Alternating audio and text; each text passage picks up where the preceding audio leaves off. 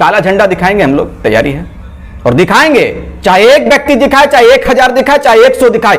आप उपलब्धियों गिनाने में लगे हुए हैं, लेकिन हमारे दर्द को कौन सुनेगा? कोई। सबसे पहले लोकतंत्र के चौथे स्तंभ आप तमाम पत्रकार बंधुओं को मेरा सादर प्रणाम, झारखंडी जोहार। शुरू से लेकर आज तक आपने पूरे आंदोलन को कवर किया। आपने देखा है कि पूरे राज्य में आज लगभग पिछले 1 वर्षों से हम लोगों का आंदोलन चल रहा है और राज्य में लगातार माएँ सड़कों पर हैं, हमारी बहनें, हमारे जो राज्य के झारखंडी हैं वो तमाम लोग सड़कों पर है। क्यों सड़कों पर है? वो अपने परिचय के लिए सड़कों पर है और जो खतियान की मांग हो रही है। हम लोगों ने लगातार 1 वर्ष में आंदोलन किया, लेकिन सरकार के कान में जूई नहीं झेला, जूई तक नहीं गया। अंत में हमारा जब आंदोलन तेज हुआ, आंदोलन धारदार हुआ, तो मुख्यमंत्री को झुकना पड़ा और विधेयक पारित किया। लेकिन विधेयक पारित होने के बाद आप देखे होंगे कि राज्यपाल तक विधेयक गया, लेकिन आज अंततः परिणाम यह हुआ कि लोगों के बीच में जो राज्य सरकार ने वादों को किया कि हमने 32 लाया और जिस डंके को बजाने का काम किया, जिस मांदर को बजाने का काम किया है पूरे राज्य में कि हमने 1932 का खतियान लेकर आया है और झारखंडियों की पहचान 1932 का खतियान वगैरह वगैरह। लेकिन आज अंततः परिणाम यह हुआ कि राज्यपाल, महामहिम राज्यपाल ने बिल को वापस कर दिया, विधेयक को खारिज करते हुए कहा कि यह असंवैधानिक है, यह राज्य हित में नहीं है। लेकिन राज्य हित में नहीं है, क्यों नहीं है राज्य हित में? ये सवाल है। आपने एक तरफ कहा कि भाई हम झारखंड के हित में हैं, झारखंडियों के हित में है। उन्होंने कहा कि अनुच्छेद 16 संविधान का हवाला देते हुए कहा है कि भाई आर्टिकल 16 में ये इसका प्रावधान नहीं है, ये उल्लंघन है, मतलब असंवैधानिक है। लेकिन महामहिम राज्यपाल महोदय को मैं कहना चाहूंगा कि सर 1916 में ये भी लिखा हुआ है, 16 पारा 3 में ये कहती है कि नियोजन में राज्य अगर उस क्षेत्र के मूलवासियों के आधार मानती है तो ये मान्य है। दोनों तरफ आपको देखना होगा। आज राज्य अपने परिचय के लिए लगातार आंदोलन कर रहा है। हमारा परिचय क्या? हर राज्यों का अपनी आइडेंटिटी है। 22 वर्ष हो गए लगातार राज्य ठगी की ओर बढ़ रहा है। हमेशा आप देखे होंगे कि यहाँ के हमारे के रोजमर्रा की जिंदगी जीवन जीने वाले लोग आज बेहाल है। लगातार प्रवासी, यहाँ का जो प्रवासी मजदूर है उनको मौत हो जा रहा है। लगातार झारखंड में लाशें आ रही है। किनके लिए झारखंड बना है? झारखंड का कुछ परिचय होना चाहिए, झारखंड की कुछ आइडेंटिटी होनी चाहिए, अपना परिचय होना चाहिए। लेकिन लगातार हम परिचय की मांग कर रहे हैं, लगातार हम आंदोलन कर रहे हैं, लेकिन आंदोलन का कुछ नतीजा नहीं निकल रहा है। अब हम लोगों का जो आंदोलन है वो आंदोलन गति होगा और आंदोलन पुरजोर होगा। इस रूप में होगा कि आप देख लें कि आज फिर वही सिस्टम लागू हो गया। आज भारतीय जनता पार्टी, मैं तो ये राज्यपाल को सीधे कहूंगा कि भारतीय जनता पार्टी का एजेंट के रूप में काम कर रहा है। आप क्यों इसे खारिज करने का काम किया है? और दूसरी बात, ये राज्य सूची का मामला था। आदरणीय मुख्यमंत्री महोदय से भी मैं इस बात को कहूंगा कि ये राज्य सूची का मामला था, इसे आप लागू कर सकते थे।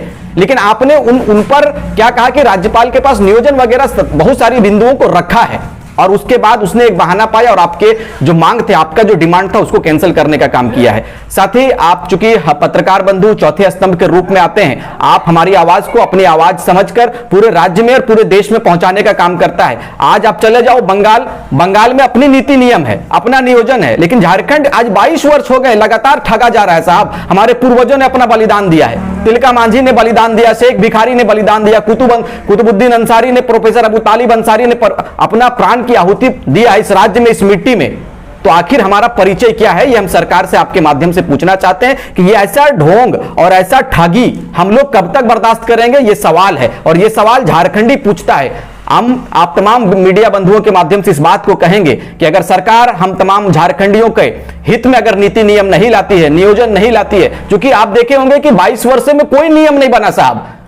राज्य में 22 वर्ष हो गए लगातार सिर्फ प्रवचन हम लोगों को सुनने को मिला है और आए दिन वोट का जो वोट बैंकिंग की राजनीतिक होती है ये पटल पर आती है और लोग ठगी का शिकार होते हैं। हम छात्र हैं, हमारे हजार छात्र, आज रांची चले जाएं आप, मेरा कल प्रेस कॉन्फ्रेंस रांची में था, यही सवाल एक छात्र रोने लगा करते करते मीडिया बंधु के सामने। और तो उनके दर्द को समझना होगा। राज्य यहाँ के राज्यवासियों के लिए बना है। आप चले जाए बिहार, वहां की आइडेंटिटी है 32, आप पता कर ले, सर्वे 32 का है, सर्वे मान्य है। बहुत सारे लोगों ने कहा कि हम यहां से बाहर चले जाएंगे।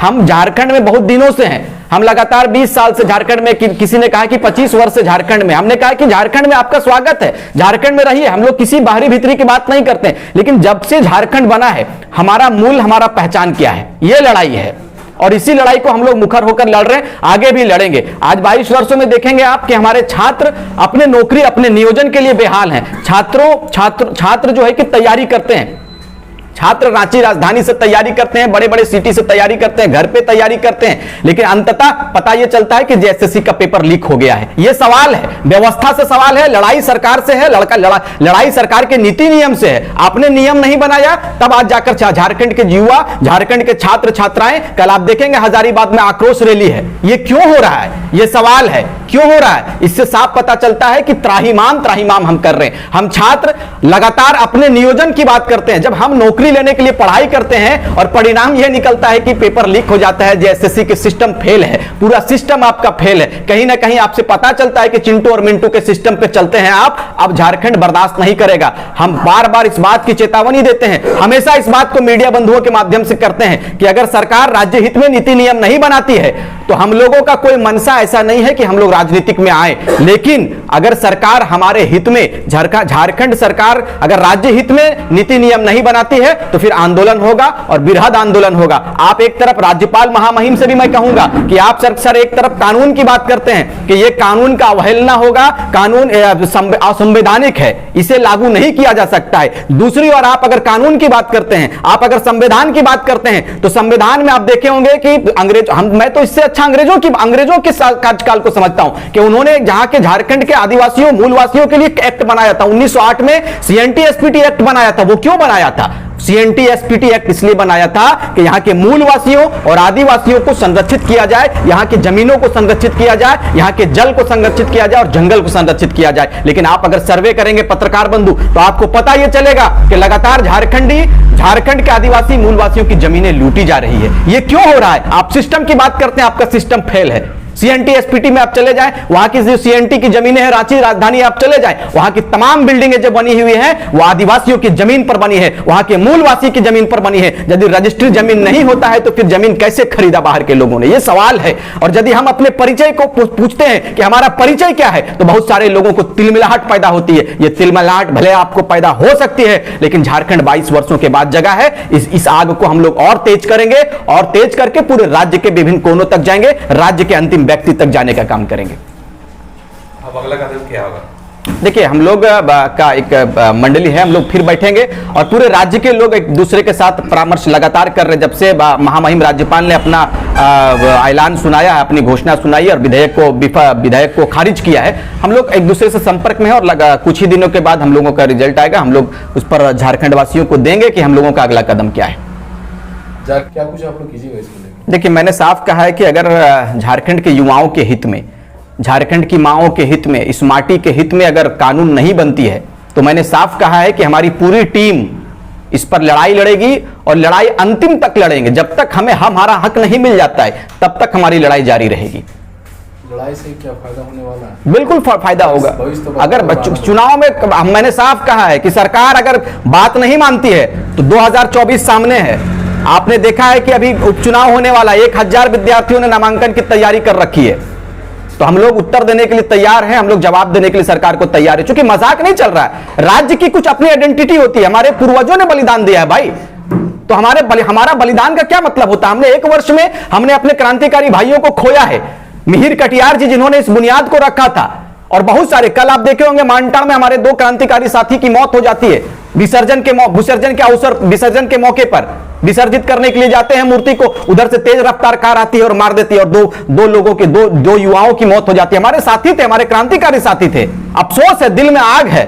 आप पत्रकार बंधुओं से सादर मैं इस बात का निवेदन करता हूं कि आप मुखरता के साथ में जिस तरह से, प्रखरता के साथ में जिस तरह से हम क्रांतिकारी भाइयों की आवाज को आपने बुलंद किया है, आगे भी करते रहेंगे। रिजवान क्रांतिकारी। पूरे झारखंडियों ने जिस तरह आंदोलन किया, सरकार ने विधेयक को विधानसभा से पारित किया, राज्यपाल द्वारा रिजेक्ट हो जाता है, क्या लग रहा है कि सरकार के पास अब दूसरा विकल्प क्या हो सकता है? देखिए, हमारा विकल्प एकदम स्टैंड साफ है साहब। मैंने कहा है कि हमें अपना परिचय चाहिए। आप अगर संविधान की बात करते हैं, हमने कहा कि संविधान में यह भी हक है कि आप अगर मूलवासी, आदिवासी, वहां की जो जनता है उसके हिसाब से अगर जो आयोग बनता है अगर उनके हित में हो तो यह मान्य होगा।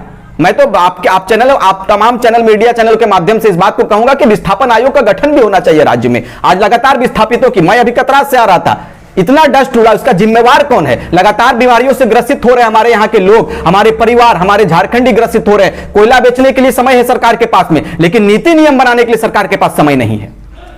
सरकार तो दावा करती है कि हम ऐसा नीति बनाएंगे, नीति भी विफल होती है। कोई सरकार को सिर्फ ट्रांसफर और पोस्टिंग की चिंता है, सरकार को सरकार कैसे बनाया जाए, सरकार कैसे कायम रहे, इस पर चिंतन होती है। और तमाम नेता, तमाम मंत्री एक दूसरे के संपर्क में है और लगातार वो लोग होटलों में मीटिंग होता है कि झारखंडियों को फिर से कैसे ठगा जाए। ये आंदोलन का प्रभाव है, ये आंदोलन का डर है कि आज झारखंड में जो भय का वातावरण बना है, झारखंड में जो नेताओं को भय मिला, भय का वातावरण स्थापित हुआ, उसके अंदर में यह आंदोलन का देन है।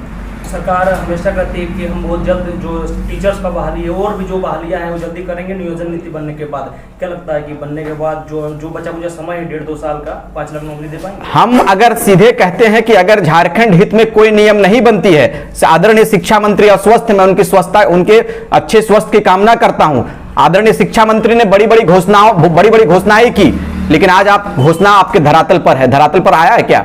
आपके सामने है पूरी तस्वीर, त्राहिमाम कर रहे हैं लोग, पीएचडी करके सड़कों पर है। हमारा भविष्य क्या होगा? सारे लोग ग्रेजुएट हैं, हमारा भविष्य क्या होगा? आप ग्रेजुएट हैं, आप डबल एमए हैं, आपके पास तमाम डिग्रियां पड़ी हुई है, लेकिन कभी उसके दर्द को भी समझने का प्रयास नेताओं को करना चाहिए। उनके दर्द को भी आपको समझना होगा जाकर नजदीक से। खतियानी जोहार यात्रा पर क्या कहना? कोई सारा विफल है, वो सिर्फ एक प्रोपगेंडा था। उन्होंने कहा था कि हमने खतियानी जोहार यात्रा के माध्यम से हमने 1932 लाया है, वो अपनी जो है कि उपलब्धियों को गिनाने के लिए खतियानी जोहार यात्रा निकाला है भाई, लेकिन उपलब्धि कहां है साहब? ये जनता पूछती है। आपके बीच में पूरा खतियानी जोहार यात्रा में बड़े बड़े कलाकारों को लाया गया, बाहर से कलाकारों को लाया गया, झारखंड के कलाकारों के साथ कोई उस तरह से नहीं किया जाता है जो जिस तरह से उन लोगों को सम्मान मिलना चाहिए, और उनके सम्मान पे ठेस पहुंचने का काम माननीय हेमंत सोरेन ने किया है। और बाहर के लोगों को, बाहर के कलाकारों को राज्य में प्रमोट करने का काम किया है। 4 तारीख को धनबाद में खतियानी जोहार यात्रा जो है हेमंत सोरेन द्वारा किया जा रहा है।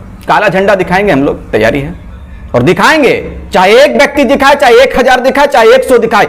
आप उपलब्धियों गिनाने में लगे हुए हैं, लेकिन हमारे दर्द को कौन सुनेगा? कोयला लगातार चोरी हो रहा है, बालू लगातार चोरी हो रहा है। इन तमाम बिंदुओं पर चूंकि झारखंड के लोग जगह हैं, झारखंड के युवा जगह हैं, अब लड़ाई आर पार की होगी। कोयला पर भी प्रतिबंध लगाएंगे हम लोग, क्योंकि हमारे खदानों में आप चले जाएं, 75% नियोजन की बात होती है कि क्षेत्र में 75% लोगों को रोजगार दिया जाए, क्षेत्रीय लोगों को। आप सर्वे कर उठाएंगे पत्रकार बंधु, तो आपको पता यह चलेगा कि उड़ीसा और छत्तीसगढ़ के लेबर यहां का खटते हैं और यहां के लोगों को प्रलोभन और लोभन देने का काम करते हैं। बड़े बड़े नेता अपने पैकेट को भरने का काम करते हैं, पैसा देने का काम करते हैं यहां के कंपनियां, और यहां के क्षेत्रीय लोगों को गुलाम बनाने की तैयारी चल रही है साहब। लेकिन अब हम लोग जगह हैं, अब आर पार की लड़ाई होगी। धन्यवाद।